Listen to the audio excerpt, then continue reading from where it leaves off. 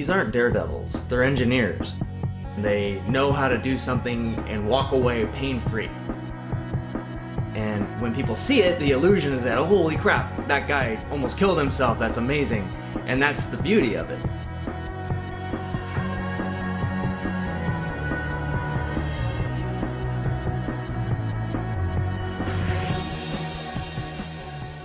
We are a local filmmaking / stunt team.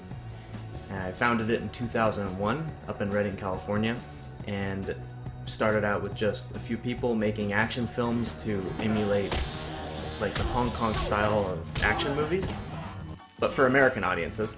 And then I moved to the Bay Area, and now we have a crew of about 30 or so people. I got interested in doing films, like Stunt People films, because in high school I had actually kind of worked on my own kind of like, action films, and then I met Eric. I came to the practice, I saw some of the films he made, and I just said, wow. These are good, these are kind of good. And I just sort of asked, hey, is it okay if I come down to San Francisco and visit you guys at the gym? And we all became friends, and we all started making movies together.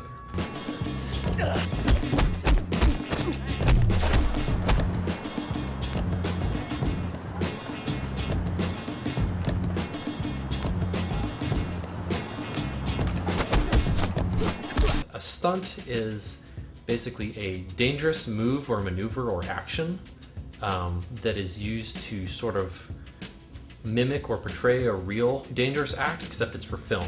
It could be anything from throwing a punch, You're falling downstairs, or falling off a building, riding a horse, Getting pulled on lines. do things safely. It's all about safety, really, especially in Hollywood. People rarely actually get hit during fight scenes. They sometimes do.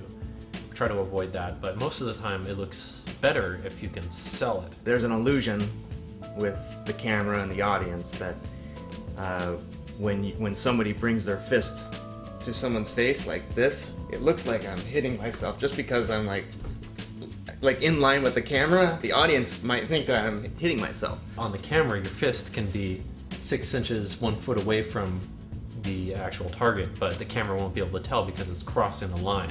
But sometimes stuntmen do get hit, and they make sure that the audience can see that. In the first part of the 2000s, the trend was to shake up the camera as much as possible.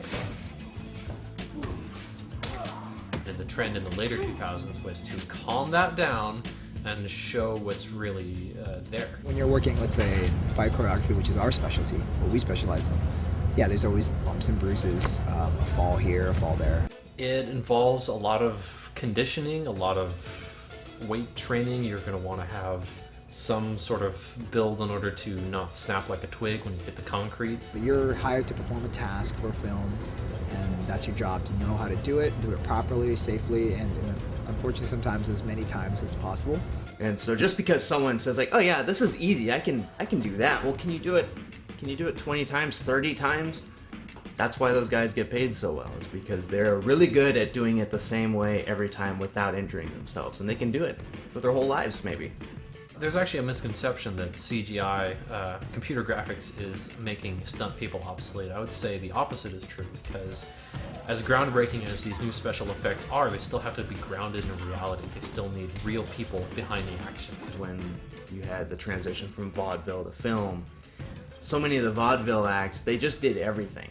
They could juggle, they could pratfall too, and people really enjoyed seeing their actor do all that stuff. They see his face while he's acting as he's doing these stunts.